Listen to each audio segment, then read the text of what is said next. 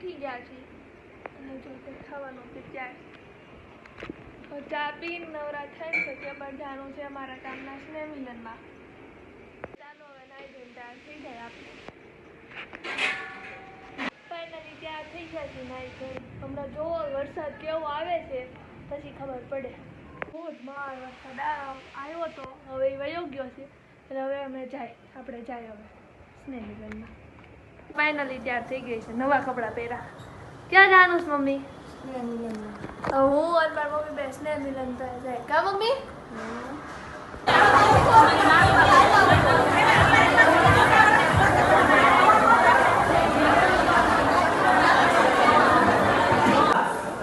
Fresh થઈ ગયું.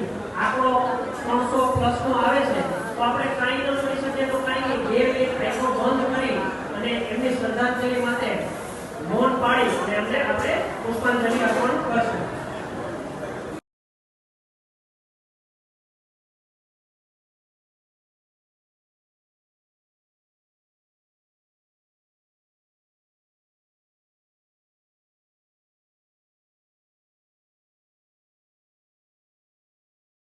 મારું ગામ નાદાપુર છે. મેં સુરેશને યાદ અપાયું હતું. ભલે મારો જન્મ સરદારપુર થયો છે પણ હું 35 વર્ષ સુધી નાદાપુરમાં લગભગ દરેક વ્યક્તિને ઓળખતો છે.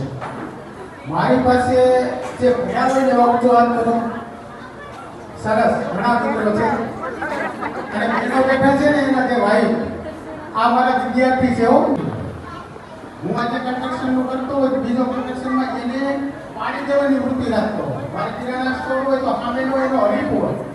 પણ એક જ શિક્ષક એવું પાત્ર છે કે એનો વિદ્યાર્થી આગળ જાય ને તો સૌથી વધુ આનંદ શિક્ષકને થાય.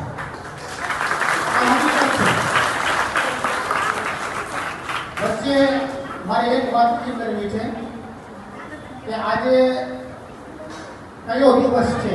આપણે રિઝલ્ટની ઝેરોક્ષ 3 જગ્યાએ આપણે આપવા માટે મેસેજ નાખતા હોઈએ છીએ, પણ છેલ્લા 5 દિવસ સુધી રિઝલ્ટ ઝેરોક્ષ આવ્યા જ છે. આવું ન ચાલે. 15 દિવસ અગાઉ તો બધાની કમ્પલસરી રિઝલ્ટની ઝેરોક્ષ જમા કરાવો. તો અત્યારે અમે સ્નેહ મિલનમાંથી આવી ગયા છે અને મસ્ત જમવાનું હતું અને અમારે સ્નેહ મિલનમાંથી તો હું એક તો અમારા ગામની આ છે ને જે બાલાજીવાળાની ઊંધું દેખાય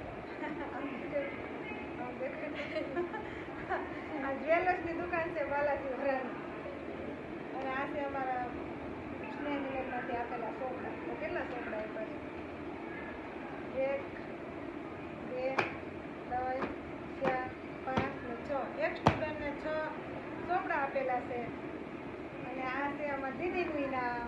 આ છે અમારા દીદીનું ઇનામ અને આમાં છે અમારું ફેરીનું ઇનામ. આ બીજી એક થેલી છે એની અંદર છે 6 ચોપડા છે. આ અમારું ફેરીનું છે અને આ છે અમારું ફેરીનું ઇનામ.